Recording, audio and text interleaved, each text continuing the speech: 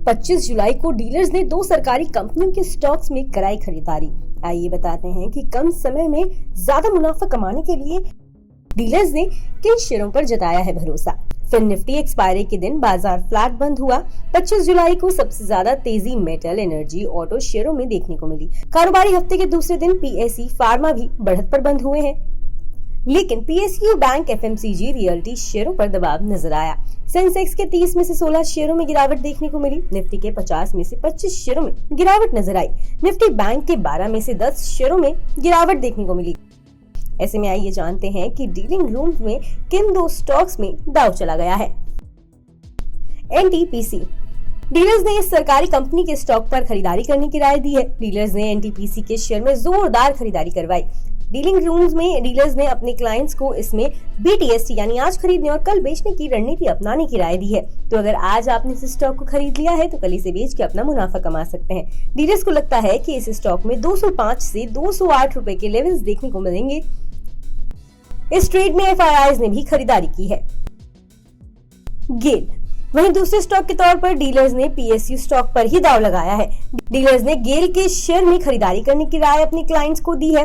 Dealers ने share में positional खरीदारी करवाई है। डीलर्स को लगता है कि इस शेयर में 5 से 7% की ट्रेडिंग अपसाइड देखने को मिल सकती है। 25 जुलाई को इस स्टॉक में एचएनआईज भी खरीदारी करते हुए नजर आए हैं। बता दें कि सीएनबीसी आवाज पर हर दिन एक खास शो कमाई का अड्डा में एक खास सेगमेंट डीलिंग रूम चेक पेश किया जाता है, जिसमें यतिन मोहता सूत्रों के द्वारा ब्रोकरेज हाउस के डीलिंग रूम से ये जानकारी हासिल करते हैं कि आज किन दो स्टॉक्स में ब्रोकरेज ने अपने क्लाइंट्स को सबसे ज्यादा ट्रेड लेने की सलाह दी। डीलर्स ने आज कौन से शेयर खरीदे और बेचे हैं और आज के टॉप ट्रेडिंग आइडियाज क्या है। इसके साथ ही किस वजह से डीलिंग रूम में इन स्टॉक्स पर दांव लगा है या किस स्टॉक में आने वाले दिनों में कितने रुपए तक और तेजी नजर आ सकती है।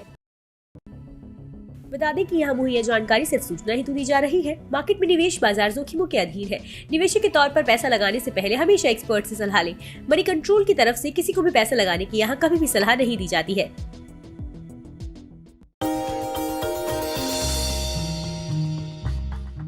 डू यू नो में आज हम बातचीत करने वाले हैं हर घर का चहेता ब्रिटानिया के बारे में। दरअसल ब्रिटानिया आपको आमतौर पे एक बिस्किट कंपनी लगती होगी, लेकिन ब्रिटानिया एक बिस्किट कंपनी ही नहीं है, बल्कि कन्फेक्शनरी कारोबार में एक काफ़ी बड़ी फूड जायंट के तौर पे आप इस कंपनी को देख सकते हैं। इस कंपनी की शुरुआत 130 साल पहले हुई थी और इस करीब 295 रुपए में उस समय पर इस कंपनी की शुरुआत की गई थी। सेंट्रल कोलकाता के एक छोटे से घर में इसकी शुरुआत हुई थी और वहाँ से धीरे धीरे एक्सपैंड करते करते आज इतना बड़ा स्केल आप ब्रिटानिया का देख रहे हैं। ब्रिटिश बिजनेसमैन ने एक स्मॉल हाउस में इस कंपनी की शुरुआत की थी, जिसको धीरे से या फिर बाद में विद टाइम एक्वायर किया गया था गुप्ता ब्रदर्स की तरफ से और इस कंपनी का नाम बन गया था वीएस ब्रदर्स।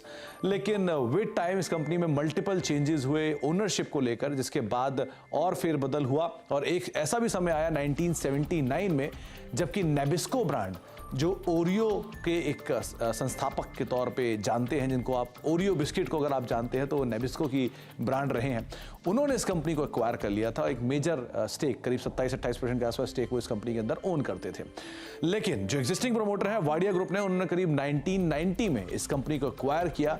तो आप अंदाजा लगा लिए करीब 3 दशक से ज्यादा का हिस्सा जो है वो एग्जिस्टिंग प्रमोटर्स के पास इस कंपनी का है। इसके अलावा एक और इंटरेस्टिंग फैक्ट ये भी है कि वर्ल्ड वॉर 2 जब हुआ था तो इस कंपनी को एक ऑफिशियल पार्टनर के तौर पर चुना गया था। जो कंपनी जो सैनिक थे उनको फूड बिस्किट्स प्रोवाइड कराती थी, जो कि उनके आगे के लिए कामकाज करते थे। तो एक बड़ा इंटरेस्टिंग फैक्ट ये भी है कि आर्मी को भी ये कंपनी सप्लाई करती थी वर्ल्ड वॉर 2 के अंदर।